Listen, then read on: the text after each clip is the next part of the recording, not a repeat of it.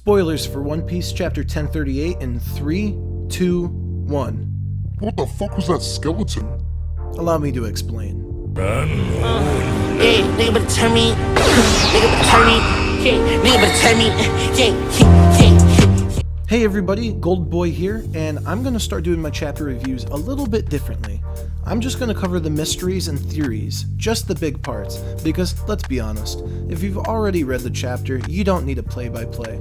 So get ready because this is going to be a lot more tinfoil from here on out. It should be fun. So let's dive right in and start with the cover story. We see Niji and Yonji are trapped in Month Door's books. How could this have happened? Does this mean that the Fishman pirates were also defeated? No, I don't think so.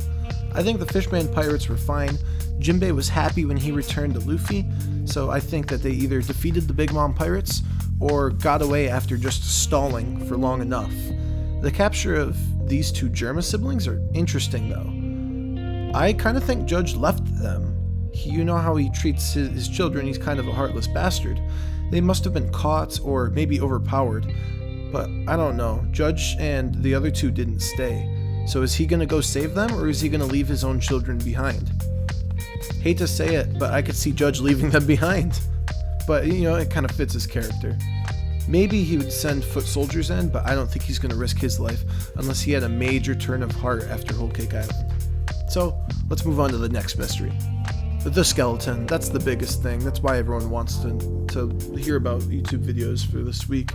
What was that skeleton? Well, I think Oda wants us to think that this is Zoro fighting for his life. This is death. This is the Grim Reaper. There are many options, including some crazy ones that might be happening here. It could be fun to speculate. We do know that Zoro was close to death when he popped that mink perk, that's magic medicine.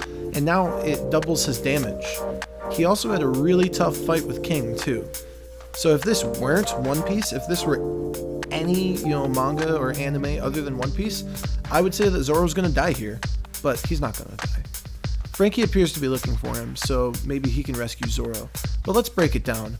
For the skeleton here, it is either the case that, number one, this is real, or number two, this is a figment of Zoro's imagination.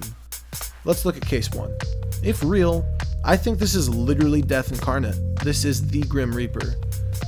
Brook has a soul. He's been sent to the underworld before, so there likely is a Grim Reaper in canon One Piece.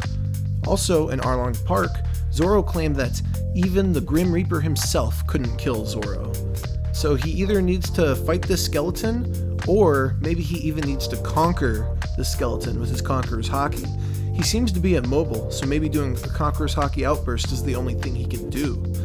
Then Zoro will take the throne as the new King of Hell, as referenced in Chapter 1036. A few fun tinfoil ideas that will not come true, but are fun, is this is actually Brook. It really shouldn't be. Brook should be protecting Robin right now, but who knows? I highly doubt this is Brook. But maybe this is a side effect of the drug. Maybe Brook came up to rescue Zoro and Zoro's just tripping, and he's like, why is there a skeleton? Is this the Grim Reaper? Who knows? Another crazy idea is that the skeleton is actually the skeleton of Ushimaru, and it could even be controlled by Moria. We've seen Moria do this with the samurai skeleton before in Ryuma. We know that he wants to come to Wano to kill Kaido. What an ideal opportunity to get a soldier like Ushimaru to join your zombie fleet. The alternative option is that this is Katarina Devon playing mind tricks with her kitsune fruits. I hate this idea, to be honest, because anything in One Piece could be her playing mind tricks. But if people want to believe that Blackbeard is pulling up to Wano, he does have multiple people on his crew capable of pulling a stunt like this off. He could also have Doc Q do this, because Doc Q really gives us strong Horseman of the Apocalypse vibes. I think he might be Death. Personally, I don't believe it's any of those options, but they are fun to speculate. I think Zoro is either going to fight real-life death, or we'll have scenario 2, that this is a figment of Zoro's imagination. What if this is an illusion? Zoro's been getting hit hard in this battle, and now that drug hit him hard too with his mink perk, and if that's the case, he's now visualizing death in his own mind. In chapter 938, he fought Kamazo, the Grim Reaper, so now again in chapter 1038, we get another Reaper. But this one is in his mind. This is Zoro struggling with his own mortality. He's battling death right now, he's fighting for his life, and I hope he wins. We might see Frankie pull up, and Frankie will just see Zoro on the ground with his eyes closed. That's too spooky. So the final verdict on the case of the Grim Reaper, I think that it's real and that Zoro needs to conquer death to become the king of hell. Or that this is just in his head and it's an illusion and he's struggling for his life. Case closed. Next mystery. Let's talk about the Kazunbo. We see the Kazunbo, that fire spirit, attack the bombs, and it even becomes sentient, forming a hand, calling out for Orochi. Yamato's fighting this thing, and it's going to be interesting. Ice is not the best element to fight against fire, but who knows? I was actually figuring that Usopp was going to have to fight this thing, but I don't know. I think that the Kazunbo is going to be meeting up with Orochi soon, so hopefully they can just both die and meet up in the afterlife. I guess it makes sense for Yamato to fight the Kazunbo here, because she hasn't really had a real fight. Like, she fought against Kaido, but she didn't have a one-on-one where she's supposed to win. And this Kazunbo seems like it could be strong enough to counter her ice.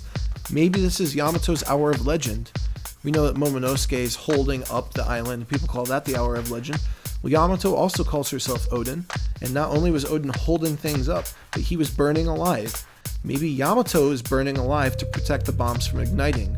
This is her Hour of Legend. Now, what is this? How is it calling out for Orochi? How is it forming an arm? Is the Kazunbo, Kanjuro's inner demons? Is this the last of Kanjuro?